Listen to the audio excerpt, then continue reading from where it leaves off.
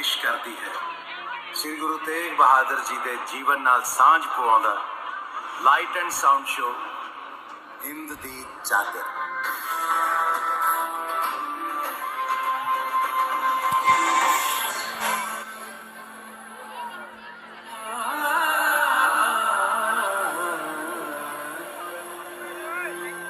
तेग बहादुर सिमरिए करनो नित आवे खाए सब थाई हो सहारे सब थाई हो सहारे।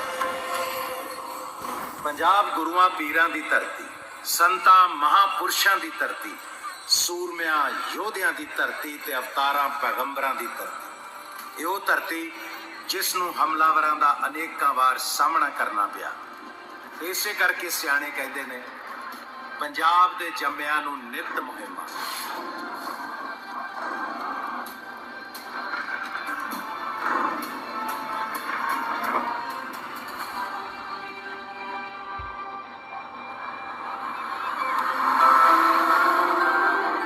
ਪੰਜਾਬ ਦੀ ਧਰਤੀ ਉੱਤੇ ਸਿੱਖ ਧਰਮ ਦੇ ਬਾਨੀ ਸ੍ਰੀ ਗੁਰੂ ਨਾਨਕ ਦੇਵ ਜੀ ਪ੍ਰਕਾਸ਼ਮਾਨ ਹੋ ਦੁਨੀਆ ਦੀ ਸਭ ਤੋਂ ਹਰਮਨ ਪਿਆਰੀ ਤੇ ਸਤਿਕਾਰਤ ਸ਼ਖਸੀਅਤ ਬਣ ਕੇ ਉਭਰੇ।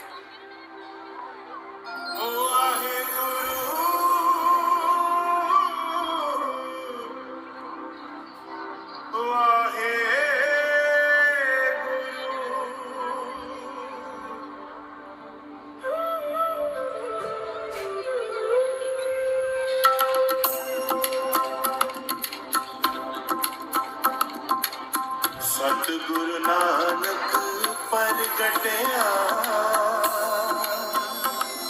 मैं मिट्टी धुंध जग चानन। सतगुरु नानक प्रगटिया मिट्टी धुंध जग चानन। उन्हां दी शहादत तो बाद 6वें गुरु साहिब श्री गुरु हरगोबिंद जी ने सिख मनुखता ਦਾ ਉਦਾਰ ਕਰਨ ਵਾਲੇ ਗਊ ਗਰੀਬ ਸੰਸਾਰ ਵਿੱਚ ਤੇ ਕਮਜ਼ੋਰਾਂ ਦੀ ਢਾਲ ਦਾ ਸੰਕਲਪ ਬਣ ਕੇ ਉੱਭਰੇ। ਸੱਚ ਦੇ ਰਾਹ ਤੇ ਚੱਲਣ ਵਾਲੇ ਨਿਮਾਣਿਆਂ ਦਾ ਮਾਣ, ਨਿਤਾਣਿਆਂ ਦਾ ਤਾਣ, ਨਿਉਟਿਆਂ ਦੀ ਓਟ ਅਤੇ ਨਿਆਸਰਿਆਂ ਦਾ ਆਸਰਾ ਬਣਨ ਵਾਲੀ ਗੁਰੂ ਨਾਨਕ ਜੋਤ ਵਿੱਚ ਇਹ ਜਜ਼ਬਾ ਸੀ ਕਿ ਪਾਵਰ ਪੀਰੀ ਦੇ ਪ੍ਰਤੀਕ ਸ੍ਰੀ ਦਰਬਾਰ ਸਾਹਿਬ ਅੰਮ੍ਰਿਤਸਰ ਸਾਹਿਬ ਜੀ ਦੇ ਸਾਹਮਣੇ ਪੀਰੀ ਦਾ ਪ੍ਰਤੀਕ श्री अकाल तख्त साहब के रूप के विच सिरजिया गया। अकाल तख्त भाव सदीवी अकाल पुरख का सिंहासन।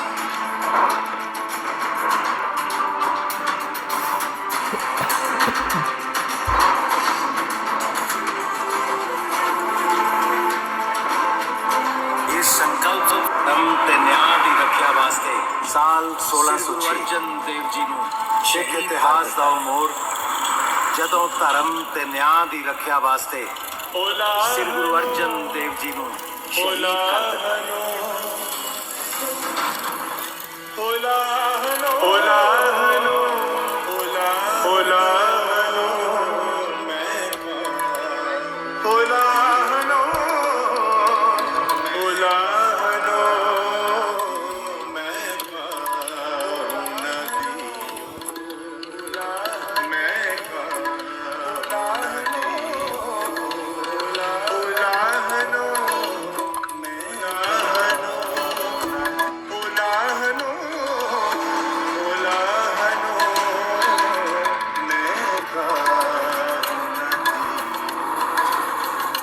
ਸਾਲ 1606 ਸਿੱਖ ਇਤਿਹਾਸ ਦਾ ਮੋੜ ਜਦੋਂ ਧਰਮ ਤੇ ਨਿਆਂ ਦੀ ਰੱਖਿਆ ਵਾਸਤੇ ਸ੍ਰੀ ਗੁਰੂ ਅਰਜਨ ਦੇਵ ਜੀ ਨੂੰ ਸ਼ਹੀਦ ਕਰ ਦਿੱਤਾ ਗਿਆ।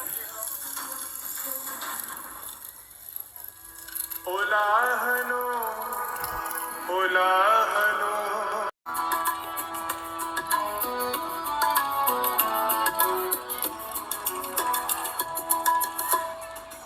ਉਹਨਾਂ ਦੀ ਸ਼ਹਾਦਤ ਤੋਂ ਬਾਅਦ 6ਵੇਂ ਗੁਰੂ ਸਾਹਿਬ ਸ੍ਰੀ ਗੁਰੂ ਹਰਗੋਬਿੰਦ ਜੀ ਨੇ ਸਿੱਖ ਧਰਮ ਨੂੰ ਇੱਕ ਨਵੀਂ ਸੇਧ ਦਿੱਤੀ ਜੋ ਸੰਸਾਰ ਵਿੱਚ मीरी ते पीरी दा संकल्प बन के उभरी।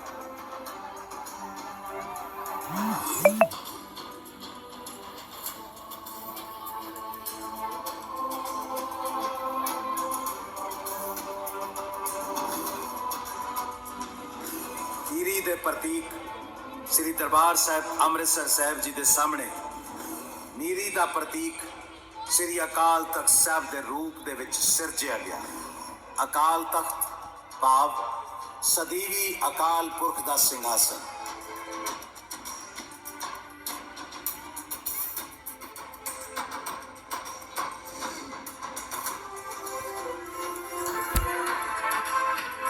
ये संकल्प सी संसारी ताकत ते आत्मिक शक्ति दा सुमेल। यानी कि सिख विच सिर्फ भगती ही नहीं, सूरबीरता, निडरता, न्याय ते सुरक्षा वर्गे गुण होने भी जरूरी है। श्री अकाल तख्त साहिब ते बैठ के गुरु साहब जी ने अपने मन दी फकीरी दे नाल नाल तन नू राजसी अंदाज दे विच रंग के संत ते सिपाही वाला रूप धारण कर लिया। धार्मिक मसलियां दे नाल नाल ਇਹ ਸਥਾਨ ਰਾਜਨੀਤਿਕ ਤੇ ਧਾਰਮਿਕ ਜੀਵਨ ਦਾ ਕੇਂਦਰ ਬਣ ਗਿਆ। ਸਮਾਂ ਬੀਤਣ ਦੇ ਨਾਲ ਨਾਲ ਇਹ ਤਖਤ ਪ੍ਰਭੂ ਸੂਚਕ ਬਣ ਗਿਆ।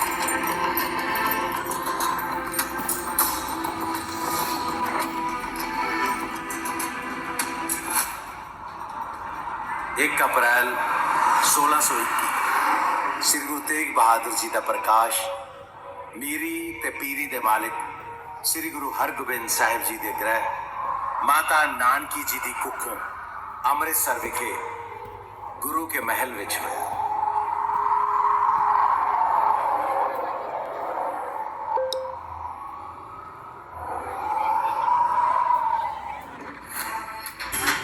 उस वेले हिंदुस्तान के तख्त उत्ते 10वीं बादशाह जहांगीर बैठा सी।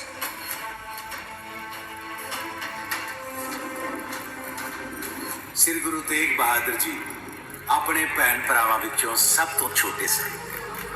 आप दा नां रखिया गया सी त्यागमाई ते ओहो जही सी आप दी त्यागी बिरती। माया तो उपराम कदे अपने हथों कंगन ला के गरीबां नूं दे आउंदे ते कदे अपने तन दे कपड़े।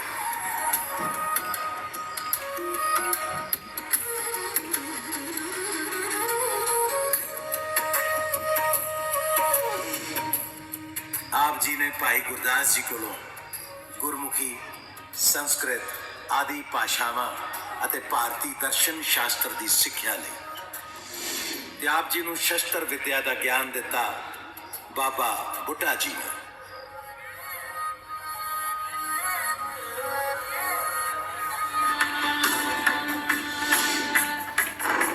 1635 ईस्वी विच करतारपुर साहिब जिला जलंधर के फौजदार ਅਤੇ ਪੈਂਦੇ ਖਾਨ ਨਾਲ ਹੋਈ जंग दौरान आप दी तेग ने जो जौहर विखाए पिता श्री गुरु हरगोबिंद साहब जी ने आप जी का नाम बदल के रखा तेग बहादुर।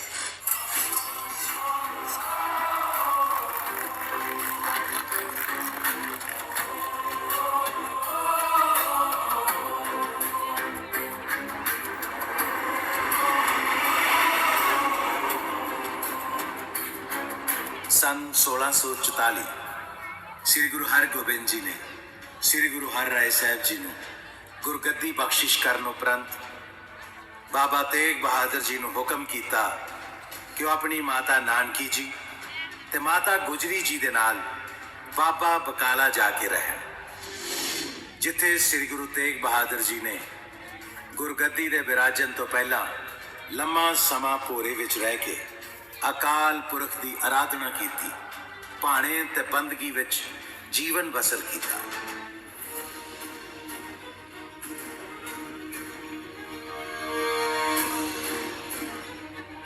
इसे समय दौरान औरंगजेब अपने पिता शाहजहान नूं कैद करके हिंदुस्तान के तख्त उत्ते काबिज हो गया।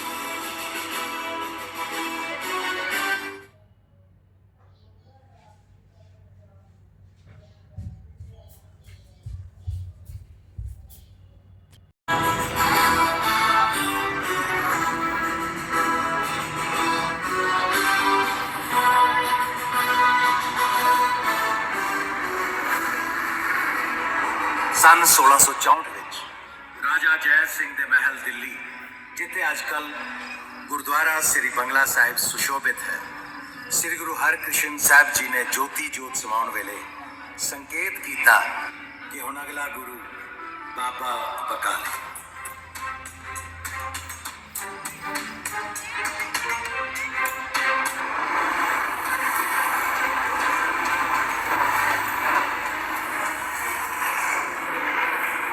ਇਹ ਵਾਕ ਸੁਣ ਕੇ ਬਕਾਲੇ ਸ਼ਹਿਰ ਵਿੱਚ 22 ਨਕਲੀ ਗੁਰੂ ਮੰਜੀਆਂ ਲਾ ਕੇ ਬਹਿ ਗਏ, ਜਿੱਥੇ ਭਾਈ ਮੱਖਣ ਸ਼ਾਹ ਲੁਬਾਣੇ ਨੇ ਗੁਰੂ ਜੀ ਦੀ ਪਹਿਚਾਣ ਵਾਸਤੇ ਜਦੋਂ ਸੁਖਣਾ ਦੀਆਂ 5 ਮੋਹਰਾਂ ਅੱਗੇ ਰੱਖੀਆਂ ਤਾਂ ਸ੍ਰੀ ਗੁਰੂ ਨੇ ਹੱਸ ਕੇ ਕਿਹਾ ਕਿ ਮੱਖਣ ਸ਼ਾਹ, ਵਾਅਦਾ ਤਾਂ 500 ਮੋਹਰਾਂ ਦਾ ਕੀਤਾ ਸੀ ਤੇ ਹੁਣ 5 ਹੀ ਮੋਹਰਾਂ ਭੇਟ ਕਰ ਰਹੇ। ਇਹ ਸੁਣ ਕੇ ਭਾਈ ਮੱਖਣ ਸ਼ਾਹ ਲੁਬਾਣਾ ਚੁਬਾਰੇ ਦੀ ਛੱਤ ਤੇ ਚੜ ਗਿਆ ਤੇ ਪੱਲਾ ਫੇਰ ਕੇ ਸੰਗਤਾਂ ਨੂੰ ਆਵਾਜ਼ਾਂ ਮਾਰਨ ਲੱਗ ਪਿਆ, ਗੁਰੂ ਲਾਧੋ ਰੇ, ਗੁਰੂ ਲਾਧੋ ਰੇ, ਗੁਰੂ ਲਾਧੋ ਰੇ। ਸੂਰਜ, ਸੱਚ ਦਾ ਸੂਰਜ ਇੱਥੇ ਹੈ, ਆਓ ਦਰਸ਼ਨ ਕਰੋ, ਗੁਰੂ ਜੀ ਦੇ ਦਰਸ਼ਨ ਕਰੋ। ਸਾਰੀ ਲੁਕਾਈ ਖੁਸ਼ੀ ਵਿੱਚ, ਆਨੰਦ ਵਿੱਚ ਝੂਮਣ ਲੱਗ ਪਈ।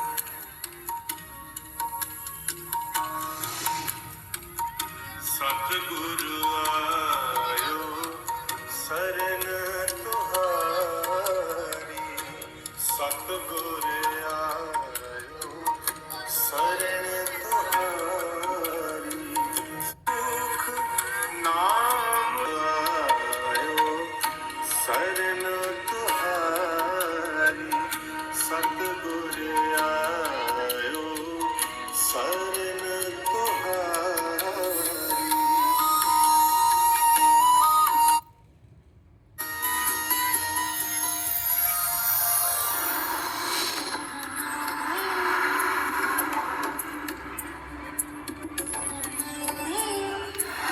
ਅਗਸਤ 1664 ਸ੍ਰੀ ਗੁਰੂ ਤੇਗ ਬਹਾਦਰ ਜੀ ਗੁਰਿਆਈ ਧਾਰਨ ਕਰਨ ਉਪਰੰਤ ਬਾਬਾ ਬਕਾਲੇ ਤੋਂ ਸ੍ਰੀ ਅੰਮ੍ਰਿਤਸਰ ਸਾਹਿਬ, ਤਰਨ ਤਾਰਨ, ਗੋਇੰਦਵਾਲ, ਕਰਤਾਰਪੁਰ ਸਾਹਿਬ ਹੁੰਦੇ ਹੋਏ ਸ੍ਰੀ ਕੀਰਤਪੁਰ ਸਾਹਿਬ ਪਹੁੰਚੇ।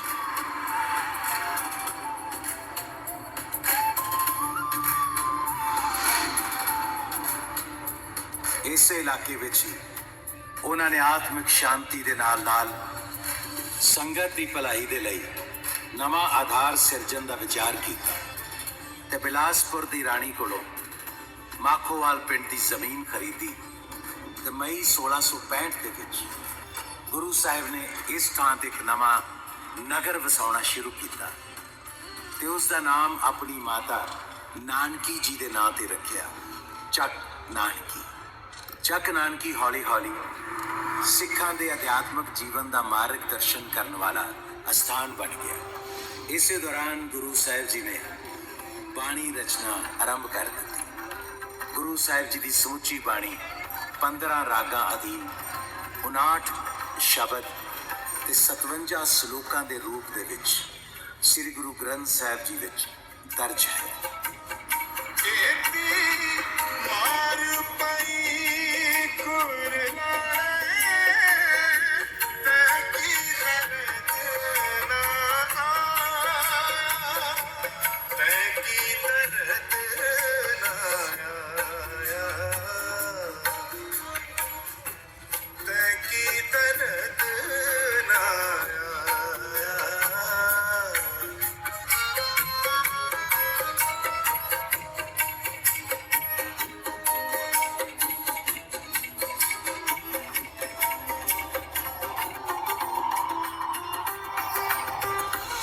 ਸਨ 1665 ਵਿੱਚ ਸ੍ਰੀ ਗੁਰੂ ਤੇਗ ਬਹਾਦਰ ਜੀ ਮਾਲਵਾ ਖੇਤਰ ਦੇ ਸੈਫਾਬਾਦ, ਮਾਨਸਾ, ਭੀਖੀ, ਮੌੜ, ਤਲਵੰਡੀ ਸਾਬੋ, ਤਮਤਾਨ ਸਾਹਿਬ, ਜੀਂਦ ਅਤੇ ਕੈਥਲ ਆਦਿ ਵਿੱਚ ਸ੍ਰੀ ਗੁਰੂ ਨਾਨਕ ਦੇਵ ਜੀ ਦੀ ਸਿੱਖਿਆ, ਸੰਦੇਸ਼ ਤੇ ਪਰਉਪਕਾਰੀ ਸਿਧਾਂਤ ਦਾ ਪ੍ਰਚਾਰ ਕਰਨ ਲਈ ਗਏ।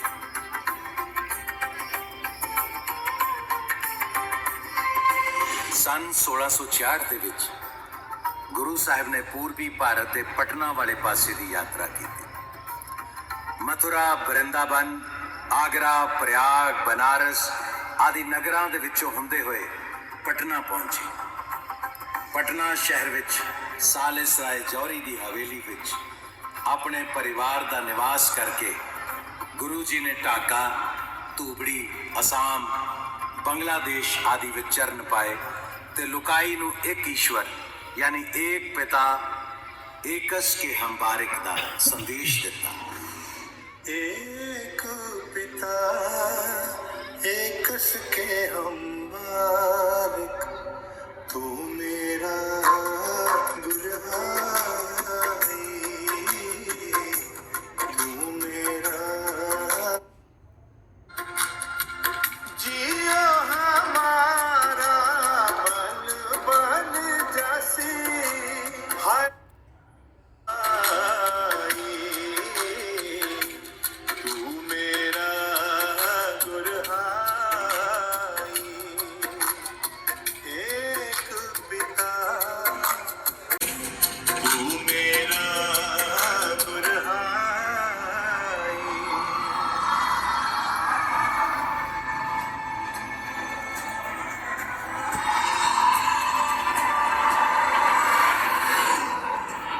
सन 1670 ਰਾਜਾ ਰਾਮ ਸਿੰਘ, ਜਿਸ ਨੂੰ ਔਰੰਗਜ਼ੇਬ ਨੇ ਆਸਾਮ ਦੇ ਅਹੋਮ ਰਾਜਾ ਚੱਕਰਧਵਜ ਸਿੰਘ ਉੱਤੇ ਹਮਲਾ ਕਰਨ ਵਾਸਤੇ ਭੇਜਿਆ। ਸ੍ਰੀ ਗੁਰੂ ਤੇਗ ਬਹਾਦਰ ਸਾਹਿਬ ਜੀ ਉਸ ਵੇਲੇ ਢਾਕਾ ਵਿਖੇ ਠਹਿਰੇ ਹੋਏ ਸਨ। ਉਥੋਂ ਗੁਰੂ ਜੀ ਆਸਾਮ ਪਹੁੰਚੇ ਤੇ ਅਮਨ ਸ਼ਾਂਤੀ ਕਾਇਮ ਕਰਾਉਣ ਲਈ ਦੋਹਾਂ ਰਾਜਿਆਂ ਵਿੱਚ ਸੰਧੀ ਕਰਵਾ ਦਿੱਤੀ। सन 1666 ਦੇ ਵਿੱਚ ਪਟਨਾ ਸ਼ਹਿਰ ਵਿੱਚ ਸ੍ਰੀ ਗੁਰੂ ਗੋਬਿੰਦ ਸਿੰਘ ਜੀ ਦਾ ਪ੍ਰਕਾਸ਼ ਹੋਇਆ। पटना शहर विके पवलयो, पटना शहर विके पवलयो।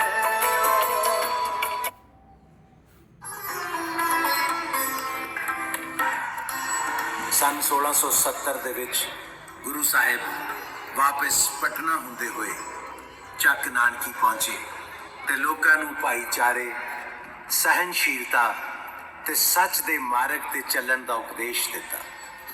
ਐਸੇ ਸਨ ਸ੍ਰੀ ਗੁਰੂ ਤੇਗ ਬਹਾਦਰ ਜੀ, ਮਨੁੱਖਤਾ ਦੇ ਰਾਖੇ, ਧਰਮ ਰੱਖਿਅਕ ਤੇ ਸ਼ਾਂਤੀ ਦੇ ਪ੍ਰੇਰਕ। ਉਹਨਾਂ ਦੀਆਂ ਧਰਮ ਪ੍ਰਚਾਰ ਯਾਤਰਾਵਾਂ ਕਰਕੇ ਹੱਕ ਸੱਚ ਦੀ ਆਵਾਜ਼ ਪੂਰੇ ਭਾਰਤ ਵਰਸ਼ ਵਿੱਚ ਫੈਲਣ ਲੱਗ ਪਈ।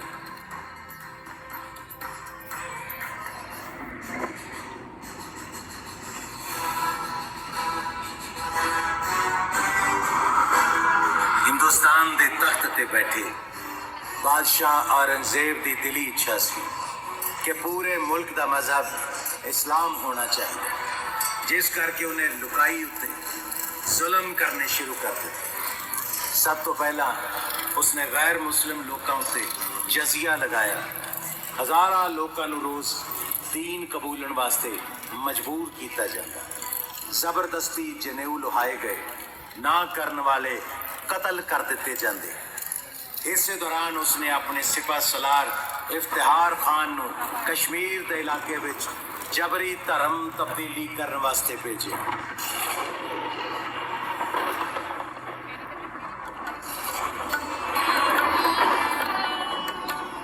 ਕਸ਼ਮੀਰੀ ਬ੍ਰਾਹਮਣ ਆਪਣਾ ਧਰਮ ਬਚਾਉਣ ਲਈ ਕਈ ਹੋਰ ਥਾਵਾਂ ਤੇ ਵੀ ਗਏ, ਪਰ ਕਿਸੇ ਨੇ ਵੀ ਉਹਨਾਂ ਦੀ ਬਾਹ ਨਾ ਫੜੀ।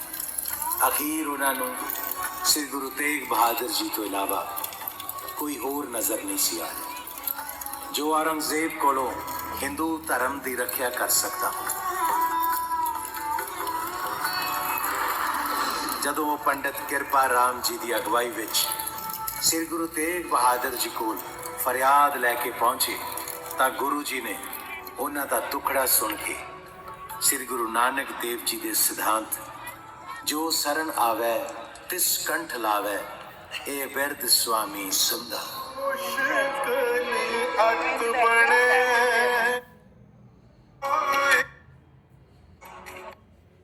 अब असरा, जिते उस पार लगे न तक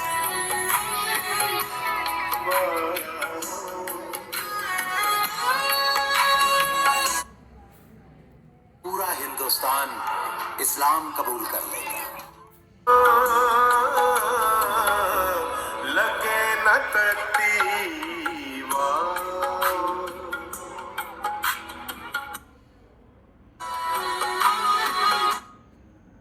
ਗੁਰੂ ਸਾਹਿਬ ਨੇ ਬ੍ਰਾਹਮਣਾਂ ਨੂੰ ਕਿਹਾ ਕਿ ਜੇ ਮੇਰੇ ਸਿਰ ਦੇ ਨਾਲ ਧਰਮ ਦੀ ਰੱਖਿਆ ਹੋ ਸਕਦੀ ਹੈ ਤਾਂ ਮੇਰਾ ਸਿਰ ਧਰਮ ਤੋਂ ਕੁਰਬਾਨ।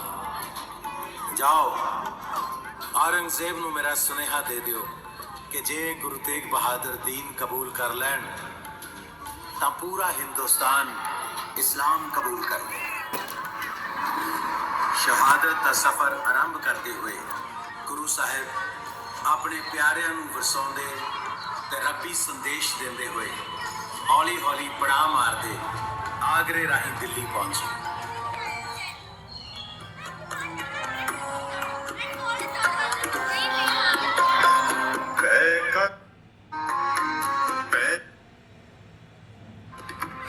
कहो नानक सुन रे मना ज्ञानी ताहे बेखान ज्ञानी ताहे बेखान।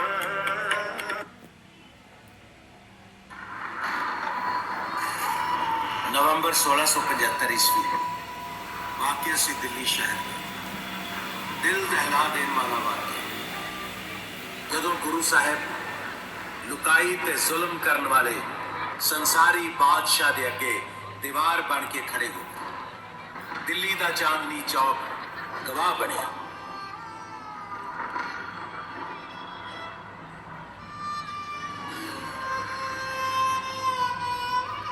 ਸਭ ਤੋਂ ਪਹਿਲਾਂ ਭਾਈ ਮਤੀ ਦਾਸ ਜੀ ਨੂੰ ਜ਼ਾਲਿਮ ਨੇ ਇਸਲਾਮ ਕਬੂਲਣ ਵਾਸਤੇ ਕਿਹਾ।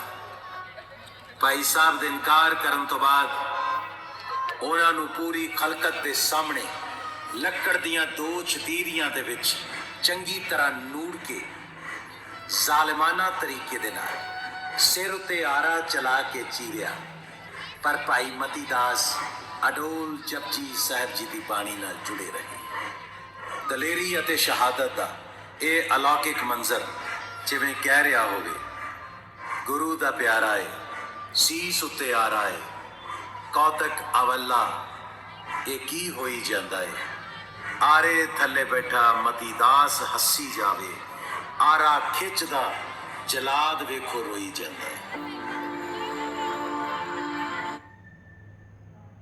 ਅਤੇ ਚਰਬੀ ਵੱਖ ਹੋਣ ਲੱਗੀ। ਅੰਤ ਉਹਨਾਂ ਦੇ ਜਿਸਮ ਦੀਆਂ ਹੱਡੀਆਂ ਵੀ ਵੱਖਰੀਆਂ ਹੋਣ ਲੱਗੀਆਂ। ਪਰ ਉਹਨਾਂ ਦੇ ਮੁਖਾਰ ਬਿੰਦ ਵਿੱਚੋਂ ਸੁਖਮਣੀ ਸਾਹਿਬ ਦੀ ਆਵਾਜ਼ ਪੂਰੀ ਫਿਜ਼ਾ ਵਿੱਚ ਗੂੰਜਦੀ ਰਹੀ। ਉਧਰ ਦੇਗ ਇੱਕ ਚੁੱਲ੍ਹੇ ਤੇ ਨਜ਼ਰ ਆਈ, ਵਿੱਚ ਦੇ ਪਈ ਕਿਸੇ ਦੀ ਜਲਦੀ ਹੈ। ਸ਼ੂ ਸ਼ੂ ਕਰਕੇ ਹੈ ਲਹੂ ਸੜਦਾ, ਚਿਰੜ ਚਿਰੜ ਕਰਕੇ ਚਰਬੀ ਢਲਦੀ ਹੈ। ਇਧਰ ਸ਼ੀਤਲ ਗੁਰਬਾਣੀ ਦੇ ਜੋਸ਼ ਅੰਦਰ ਲਹਿਰ ਨੂਰ ਦੀ ਨਾੜਾਂ ਚੋਂ ਚੱਲਦੀ ਹੈ।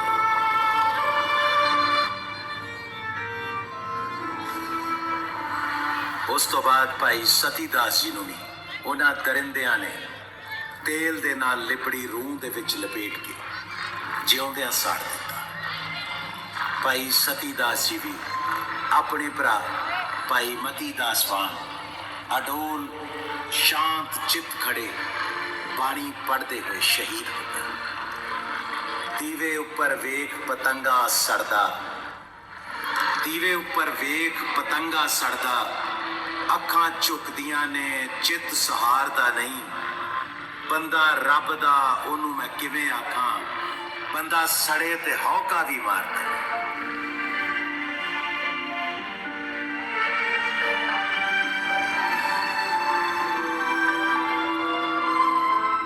ਜ਼ਾਲਮਾਂ ਦਾ ਅੰਦਰ ਵੀ ਕੰਬ ਰਿਹਾ ਸੀ ਕਿ ਕੋਈ ਮੁਰੀਦ ਆਪਣੇ ਪਿਆਰੇ ਰਹਿਬਰ ਵੱਲ ਵੇਖਦੇ ਹੋਏ ਇੰਨਾ ਅਣਮਨੁੱਖੀ ਤਸ਼ੱਦਦ ਕਿਵੇਂ ਸਹਾਰ ਸਕਦਾ।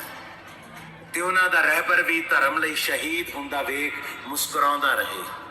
ਸਾਰੀ ਖਲਕਤ ਉਹਨਾਂ ਜ਼ਾਲਮਾਂ ਨੂੰ ਬਦਦੁਆਵਾਂ ਦੇ ਰਹੀ ਸੀ। ਤਿੰਨਾਂ ਗੁਰਸਿੱਖਾਂ ਦੀਆਂ ਸ਼ਹੀਦੀਆਂ ਗੁਰੂ ਜੀ ਨੇ ਆਪਣੀ ਅੱਖੀਂ ਵੇਖੀਆਂ ਤੇ ਧਰਮ ਉੱਤੇ ਪਰਪੱਕ ਰਹਿਣ ਕਰਕੇ ਅਕਾਲ ਪੁਰਖ ਦਾ ਸ਼ੁਕਰਾਨਾ ਕੀਤਾ।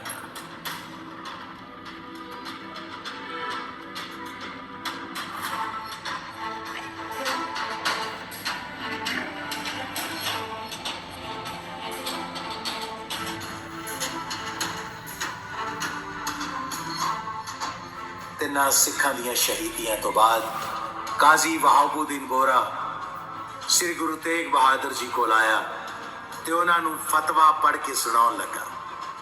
ਕਮਾਲ ਏ ਕਰਾਮਾਤ ਜਾਂ ਦੀਨ ਇਸਲਾਮ।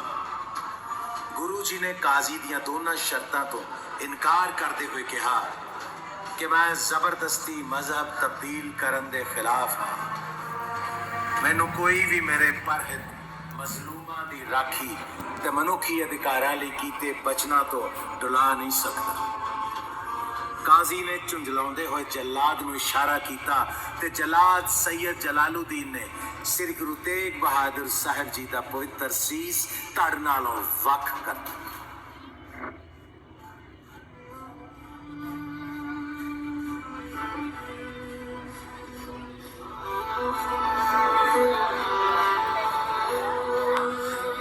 दीगर भोर दिलीस सिर प्रभपुर किया बयान, तेग बहादुर सीख रिया करी न किन्हू मान। तेग बहादुर के चलत भयो जगत को शोक, है सब जग भयो जय जय जय सुरलोक। इहे विछो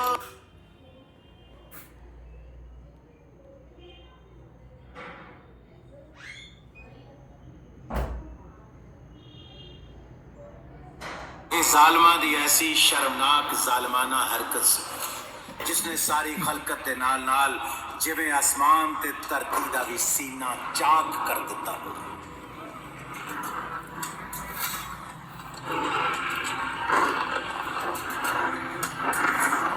ਲੁਕਾਈ ਦੇ ਹੰਝੂ ਅਤੇ ਬਦ ਦੁਆਵਾਂ ਕਰਕੇ ਉਸ ਵੇਲੇ ਇੱਕ ਜ਼ੋਰ ਦੀ ਹਨੇਰੀ ਚੱਲੀ, ਝੱਖੜ ਆਇਆ ਤੇ ਪਹਿਲਾਂ ਮਿੱਥੀ ਕਾਰਵਾਈ ਅਨੁਸਾਰ ਭਾਈ ਲੱਖੀ ਸ਼ਾਹ ਵਣਜਾਰਾ ਆਪਣਾ ਗੱਡਾ ਲੈ ਕੇ ਚਾਂਦਨੀ ਚੌਕ ਕੋਲੋਂ ਗੁਜ਼ਰਿਆ।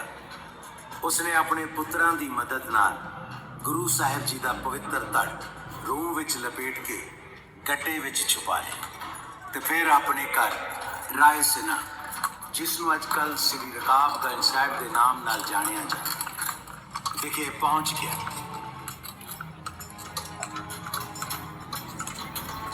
चला चलाई हो रही गड़ गड़ उखरे मेघ, लखी नगाइया ले चले तू खड़ा तमाशा देख। भाई लखी शाह जी ने अपने घर में चंदन की चिखा चिन के घर नूं ही अग लगा ते गुरु साहिब जी के पवित्र धड़ दा संस्कार कर दिता तां जो किसी नूं भी इल्म ना हो सके कि गुरु जी के धड़ दा संस्कार हो गया। तो दूसरे पासे उसे हनेरी झक्खड़ विच भाई जैता जी, जो एक रंगरेटा सिख सन, गुरु साहिब का पवित्र सीस सत्कार सहित लैके वाहो दाही पंजाब के रस्ते पै गए।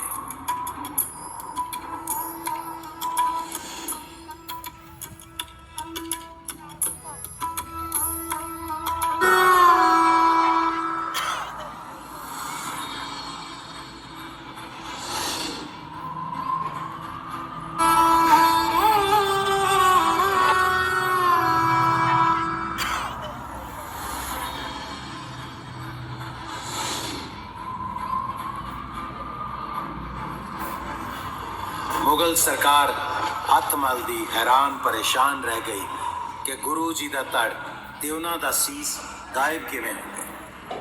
उन्हां दी भाल विच चारे पासे सिपाही दौड़ाए गए पर उन्हां दी कोशिश बेकार गई।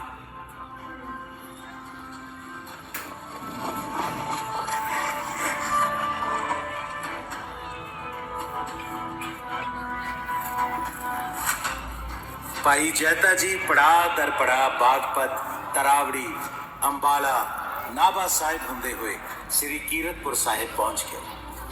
कीरतपुर साहिब श्री गुरु गोबिंद राय जी ने भाई जैता जी नूं अपनियां बाहां विच लैके कहा, रंगरेटा गुरु का बेटा।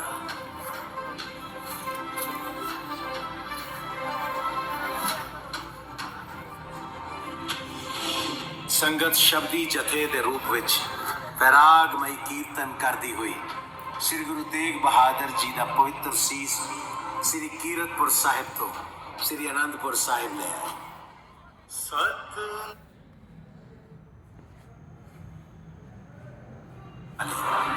ਸ੍ਰੀ ਗੁਰੂ ਨਾਨਕ ਦੇਵ ਜੀ ਦੀ ਨੌਵੀਂ ਜੋਤ ਸ੍ਰੀ ਗੁਰੂ ਤੇਗ ਬਹਾਦਰ ਸਾਹਿਬ ਸ਼ਹੀਦੀ ਦੀ ਐਸੀ ਮਿਸਾਲ ਬਣੇ ਕਿ ਉਹਨਾਂ ਦੇ ਵਿਖਾਏ ਰਸਤੇ ਉੱਤੇ ਚੱਲ ਕੇ ਕਮਜ਼ੋਰ ਲੁਕਾਈ ਬਲਵਾਨ ਹੋ ਗਈ।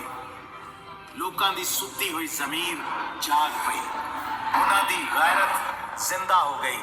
ਫਿਰ ਬੁਜ਼ਦਿਲ ਸਮਝੇ ਜਾਣ ਵਾਲੇ ਲੋਕ ਤਾਕਤਵਰ ਜ਼ਾਲਮਾਂ ਨਾਲ ਮੱਥਾ ਲਾਉਣ ਲੱਗ ਪਏ ਤੇ ਉਸੇ ਨਿਮਾਣੀ ਨਿਤਾਣੀ ਕਮਜ਼ੋਰ ਲੁਕਾਈ ਨੇ ਮੁਗਲ ਰਾਜ ਦੀਆਂ ਜੜ੍ਹਾਂ ਪੱਟ ਸੁੱਟੀਆਂ। पूरा सो पहचानिए जो नबी दीन के हैं।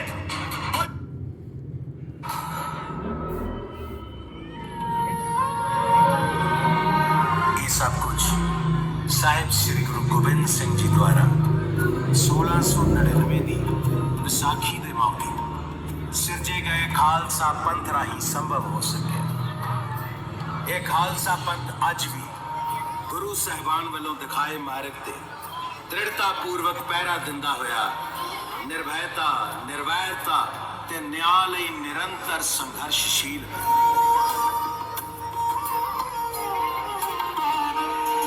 पंजाब सरकार एक ओंकार शहादत दे 350 साल हिंद दी चादर श्री गुरु तेग बहादुर जी